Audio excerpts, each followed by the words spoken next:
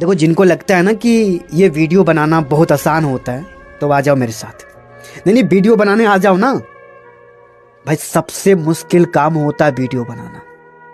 अगर आप किसी जॉब के लिए मेहनत कर रहे हो ना, पढ़ाई लिखाई कर रहे हो ना, तो आपके घर वाले हमेशा आपके साथ खड़े रहेंगे, सपोर्ट करेंगे, आपके लिए पैसा इन्वेस्ट करेंगे, आपको पैसा तक भी देंगे कि बेटा मेरा मेहनत कर रहा है, चलो कुछ ना कुछ इंसान बन जाएगा, बड़ा आदमी बन जाएगा। गांव के लोग भी बोलते अरे हाँ फलनवा का बेटा ना दिन रात मेहनत करता, पढ़ाई लिखाई करता। पर अगर वही वीडियो बनाना स्टार्ट कर दोगे ना तो गाँव वाले की तो बात छोड़ो, घर के लोग ही ताना देंगे कि तुम्हारा घर वीडियो बनाने से नहीं चलेगा। बहुत कुछ सुनने को मिलता है। घर के लोग तक सपोर्ट नहीं करते यार। एक छोटा सा चीज, ये माइक, कुछ भी कैमरा उमरा कुछ भी खरीद कर नहीं देंगे घर वाले। अगर आप पढ़ाई लिखाई करते हो तो सब कुछ मिलेगा, पर वीडियो बनाते हो ना तो कुछ घर वाले खरीद कर नहीं देंगे।